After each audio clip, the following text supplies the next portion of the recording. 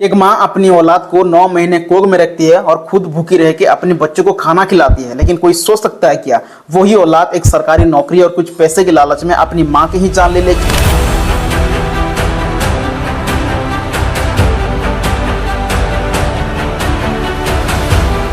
जी हाँ दोस्तों, राजस्थान की राजधानी से ऐसी एक खौफनाक घटना सामने आया है जिसने पूरे देश को हिला के रख दिया है। एक 23 साल की लड़की अपनी सगी मां को हमेशा के लिए रास्ता से हटाने के लिए 7 लाख की सुपारी दी थी और शुरुआती में यह घटना सबको सड़क हादसा जैसा लगा, लेकिन बाद में जब पुलिस इसके ऊपर गहराई से इन्वेस्टिगेशन किया, एक ऐसी सच सामने आया जिसे सुनने के बाद आपकी रूह कांप जाएगी।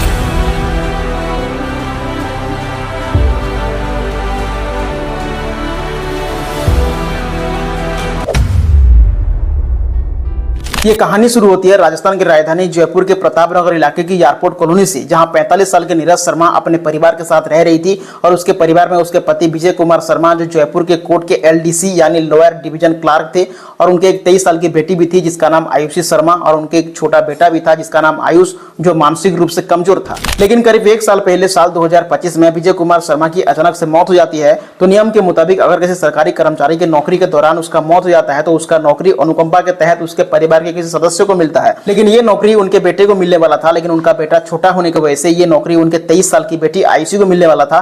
लेकिन आयुषी के मामा राकेश शर्मा अपनी बहन नीरज शर्मा को कहते हैं कि कुछ ही साल के बाद आयुषी अपने ससुराल चली जाएगी, तो तुम्हारे मानसिक रूप से कमजोर बेटे को पालने के लिए ये नौकरी तुम्हें करना चाहिए। तो नीरज शर्मा ये फैसला करती है कि ये नौकरी वो खुद करेगी। और जैसे ही आयुषी को पता चला कि ये नौकरी उसकी माँ करेगी तो उसका गुस्सा फूट पड़ा और उसने अपनी माँ को जाके कहा कि तुम मेरी लाइफ बर्बाद कर रहे हो, पापा की नौकरी तुम मुझसे छीन रहे हो जो मुझे मिली थी। और यहीं से उस घर में ऐसा एक लालच का बीज बोआ गया जिसने पूरे परिवार को तबाह कर दिया। तो नीरज शर्मा बेचारी क्या करेगी, वो अपने बेटे के भविष्य के लिए ये नौकरी खुद ज्वाइन कर ली। लेकिन माँ की नौकरी ज्वाइन करने के बाद आयुषी को इतना गुस्सा आया कि उसने अपनी माँ के ऊपर नाराज होकर अपने प्रतापनगर वाले न्यू घर को छोड़ के कल्याण कॉलोनी वाले पुराने घर को चली गई, जहाँ उसके चाचा मोहन और उनके बेटे बलराम रहते थे, जबकि बलराम LLB का तैयारी कर रहा था। तो आयुषी अपने चाचा के घर में रहने लगी और अपने चाचा को ये सारी बातें बताई। तो आयुषी, उसकी चाचा और उसके चचेरे भाई बलराम तीनों लोग मिलकर ऐसा एक प्लान बनाए, क्यों ना नीरज शर्मा को हमेशा के लिए रास्ता से हटा दिया जाए। नीरज शर्मा यानी आयुषी के माँ, अगर आयुषी के माँ को हमेशा के लिए रास्ता से हटा देंगे तो ये सरकारी नौकरी आयुषी को मिल जाएगी और उनके जो 15 से 20 करोड़ संपत्ति है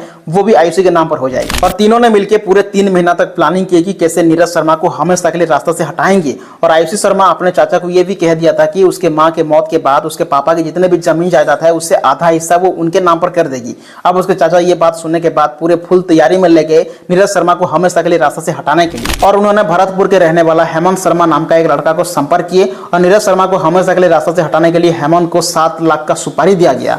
और तीनों लोग मिलकर ऐसा एक प्लान बनाए कि नीरज शर्मा की मौत हो जाए और सबको ये एक्सीडेंट लगे और पुलिस को और लोगों को शक भी ना हो। तो जून के फास्ट में किलर सुपारी हेमंत ने नीरज शर्मा को उनके घर के बाहर थार गाड़ी से कुचलने की कोशिश किया था, लेकिन नीरज शर्मा की किस्मत शायद अच्छी थी तो उसने बच गई। तो उस दिन से नीरज शर्मा को थोड़ा शक हुआ, कोई तो है जो मुझसे मारना चाहता है। तो उस दिन से नीरज शर्मा अपने घर के चारों तरफ CCTV कैमरा लगाना शुरू कर दी। लेकिन वही CCTV कैमरा की वजह से आज आयुषी का सच्चाई सबके सामने आ गया। और उस घटना के ठीक 1 महीने के बाद नीरज शर्मा अपने मानसिक रूप से कमजोर बेटे को अपने घर के पास एक कोचिंग सेंटर को छोड़ने गई थी। और अपने बेटे को कोचिंग सेंटर में छोड़ के नीरज शर्मा जब अपने घर वापस लौट रही थी और जैसे ही सड़क पार करती है और तभी पीछे से किलर हेमंत ने एक तेज रफ्तार स्कॉर्पियो को 140 स्पीड की रफ्तार से नीरज शर्मा को बहुत जोर से टक्कर मार दी और टक्कर इतना भयानक था कि नीरज शर्मा की मौके पर ही मौत हो गई। तो घटना के तुरंत बाद बेटी आयुषी ने अपने मामा राकेश कुमार को कॉल करके रोते रोते ये बताती है कि मामा जी, मम्मी का एक्सीडेंट हो गया। और शुरुआती में परिवार को और पुलिस को ये हिट एंड रन का मामला लगा और ये केस को यहीं से दबाने की कोशिश किया जा रहा था। लेकिन राकेश कुमार को अपनी बहन की कई हुई बातें याद आ गया